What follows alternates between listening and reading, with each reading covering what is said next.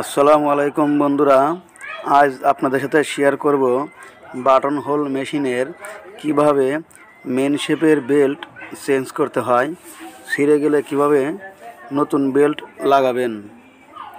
প্রথমেতে এই মেন শেপের মোটর খুলতে হবে। খোলার সময় খেয়াল রাখবেন মেন শেপে যে একটা গ্রুপ আছে ওই গ্রুপ নাটে ঠিক মতো পরে লাগাতে হবে এবং মার্ক করে নেবেন। এই দেখেন মোটর খুলে বাইর করে নিয়ে আসলাম। এখন মেশিন কাজ করব। কাজ করে দেখেন এই রোলারটা খুলতে হবে এবং এই হুকের মেন শেপের রোলার এখান থেকেও খুলতে হবে।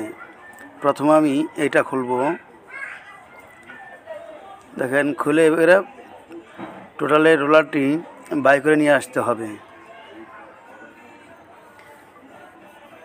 ভিডিওটি সম্পূর্ণ ভালোভাবে দেখবেন, তা না হলে বুঝতে পারবেন না।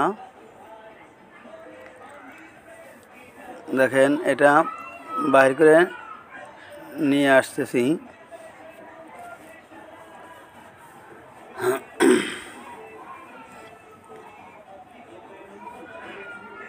এই দেখেন প্রিমিয়াম এই রোলারটা বাইর করে নিয়ে আসছি।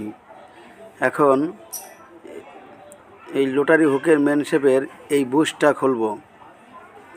এই বুশ খুলে বুশ বাইর করে আনলেই বেল ঢোকাতে পারবো। সেই ক্ষেত্রে এইটা এই প্যাচ সিস্টেম, অনেকেই না জেনে মোচড়ামুচি এবং বাইরে বাইরে করে, কিন্তু এটা প্যাচ সিস্টেম। খোলার পরে দেখেন এটা হালকা চাপ দিলেই খুলে আসবে। দেখেন একটা চাপ জোরে দেওয়ার কারণে পড়ে গেছে। এখন বেল ঢোকাবো, এখান দিয়ে বেল ঢোকাবো। দেখেন কিভাবে বেল ঢোকাইতেছি।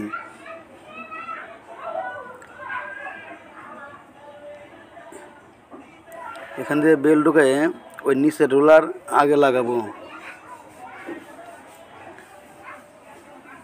ওই রোলারটা এখন লাগাবো। এই রোলার লাগানো হয়ে গেছে। এখন মেশিন সোজা করব। দেখেন এই বেলটা এখানে লাগানো হয়েছে।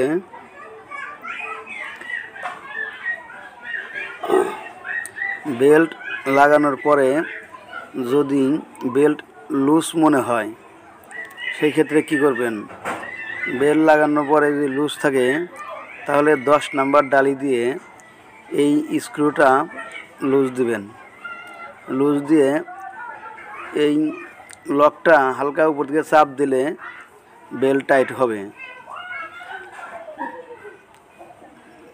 বেল্ট টাইট দেওয়া শেষ। এখন ব্যাক কভার এবং হেড কভার লাগিয়ে মেশিন চালিয়ে আপনাদেরকে দেখাবো। মেশিন ওকে হয়ে গিয়েছে। এর মাঝে খেয়াল রাখবেন টাইমিং করতে হবে, টাইমিং না করলে গেলাম সমস্যা হবে।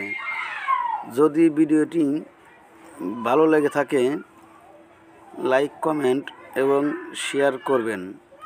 আর যদি আপনাদের কোনো মূল্যবান মতামত থাকে কমেন্ট বক্সে জানিয়ে দেবেন। ধন্যবাদ।